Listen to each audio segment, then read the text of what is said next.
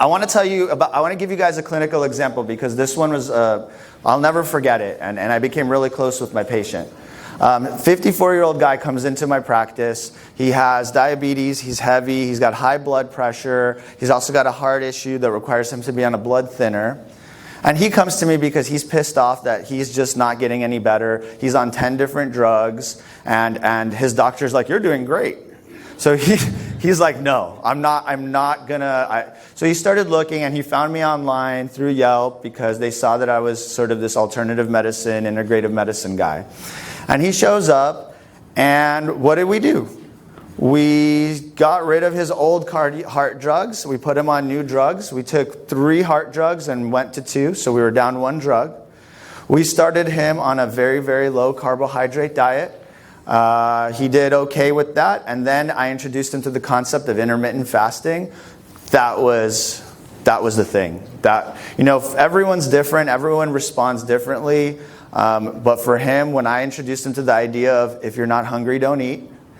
You just don't have to eat. Breakfast is not the most important meal of the day. That was made up by food companies. You do not have to eat every 2 hours. You're not going to lose weight eating every 2 hours. You don't have to eat You don't have to eat tons of fiber. Just eat normal, real food. And I introduced him to what I call the Sapien diet, which is essentially a whole foods-based, low carbohydrate diet. And he did better, and his blood sugars came down. And then we started the intermittent fasting, and lo and behold, diabetes went away. He went from 4 drugs to metformin. And now, today, he's off that. His A1C is like 5.3. All he does is not eat all the time. He eats real food. He doesn't eat bread anymore. He doesn't eat pasta, which was his favorite. He got rid of his sweet drinks. It's simple stuff, but it took months and months and months. It was challenging. So, cut to, numbers look great. From 10 drugs down to 4. And he goes to his heart doctor, who he hadn't seen in about 6 months after that whole experience. And he shows him the numbers, he shows him the meds, he shows him the whole thing. And the heart doctor goes, "Yeah, well, I really everything looks good, but you got to fire your primary care doctor. This is not safe." For real. He showed up to my clinic alarmed, like, "I cannot believe this guy said this." And so I wanted you guys to think about this as an illustration of, it's not enough to even find a primary care doctor. You got to find a tribe. You're going to have to find maybe new subspecialists, maybe an endocrinologist that understands what we're talking about if you are diabetic. You really have to build a tribe, a team of doctors, a team of people, and don't accept anything else, at all. And since you're here, lean in on these people right now. I know I keep saying it. It's so important. But one of the biggest challenges I faced is this issue with when I send my patients to subspecialists, and even though my patients are doing well, because they don't understand what I'm doing, they become alarmed and sort of scare my patients.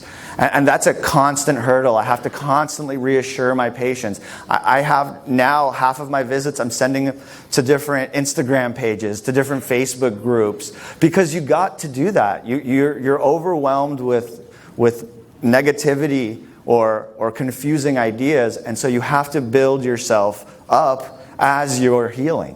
You have to build and be confident in what you're doing. So some ideas on finding the right doctor. So some of you might have a weight loss specialist, some of you might have a specialist, but I really think it's important to have a primary care doctor that's going to supervise this whole thing and gets it. They may not be the person that's giving you all the recommendations, they may not be the person that's driving your program, but they have to understand. And I think I've emphasized this enough. Use your community, use us, use the people that we talk about. Hit me up on Instagram directly and I will share all of my resources with you. Use your community. And as you're doing that, educate yourself. So many of us are still learning ourselves. I learned a lot today. I'm gonna learn more every day. And in 6 months, my practice will look different than it does today.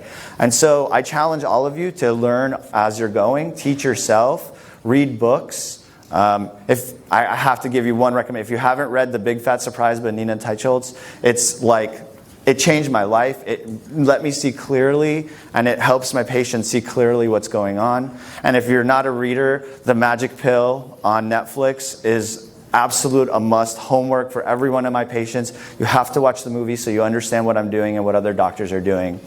When you do meet with a doctor, ask the right questions. So what kind of nutrition do they recommend? Do they recommend any nutrition program? Because a lot of doctors don't have any nutrition recommendations. Do they test for things like A1C and CRP, which is an inflammatory marker? Do they check for insulin, which is a really early marker of metabolic disease, which I was not trained to look at all? And now I do, and I catch all sorts of issues way before they become problems, and I can prevent diabetes. And I've had patients come to me because their doctor won't check that level. And that's alarming, but my point is, interview your doctor. Make sure they understand what they're doing, and be willing to move on. If you don't, if you've been with your doctor for 20 years and you're heavy and they're not giving you meaningful recommendations and they're holding you back from changing your life, it's time to let it go. Forget about the personal stuff. It's okay. You have one life to live. You have to step it up and live it for yourself. So if you start with a doctor, you've been with them for a couple years, and they're like, everything looks great, your labs look great, and they didn't review your labs with you. You asked for this and this to be checked, and they didn't. Bye-bye. I'm sorry, I know it's hard to hear that, but sometimes you have to get rid of people that are not serving you to grow yourself. Put yourself ahead of that relationship. And build a new relationship. Find someone you connect with.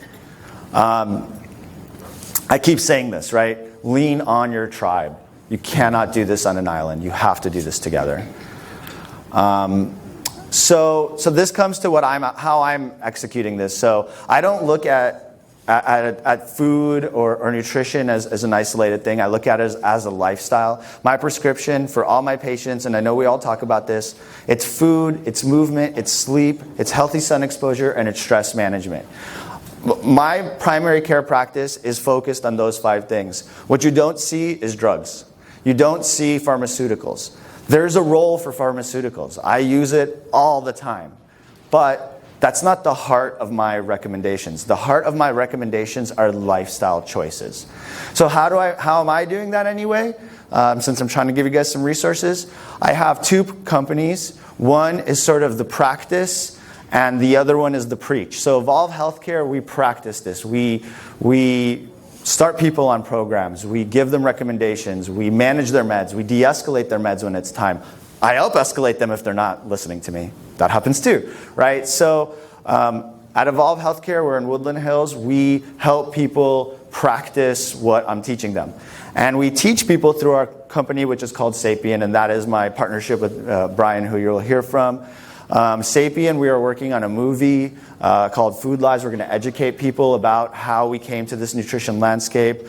We're making videos, little ones, longer ones, to educate people on what's going on. We have podcasts, which you mentioned. And if you want more information, I'm happy to share. And so it's important for you guys to look for... We're not the only ones. Reach out to me, but there's a lot of these organizations. We are a small niche in the world of healthcare. And so I think we're all working together. All of the speakers here are all working together to build a bigger and bigger community, because it's very, very hard for people to find doctors that are like-minded or understanding of what we're doing. It's very, very hard to find real quality content. Even though there's a lot of content, it's hard to find the right stuff because of this war of information that we're in.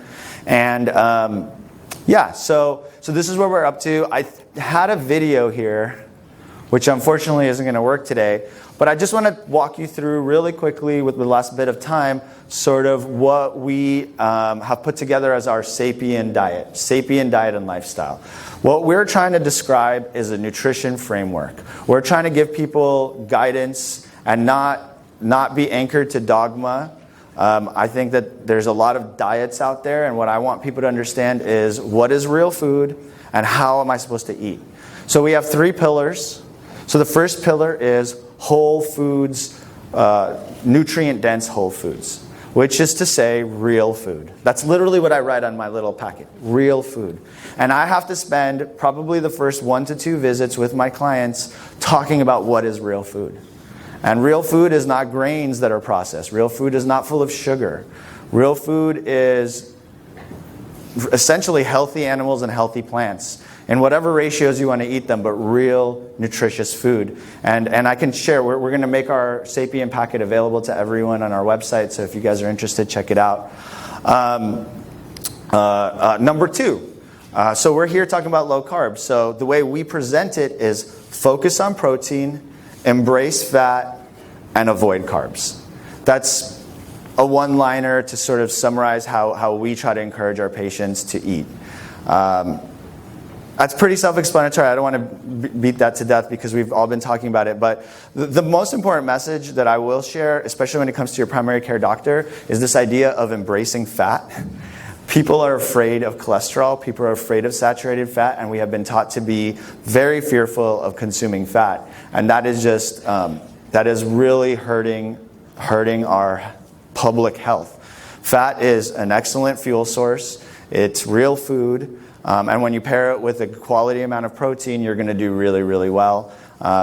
There's a lot of caveats to what I'm talking about there, so come and talk to me afterwards. But that's sort of our one-liner. And then the third part, which I think is probably the most powerful recommendation that we give, is intermittent fasting or a condensed eating window. I think that people are eating way too frequently. People are convinced that they need to wake up and put food in their mouth immediately. And this is something that we are working hard to try to break this pattern. You do not need to eat all the time.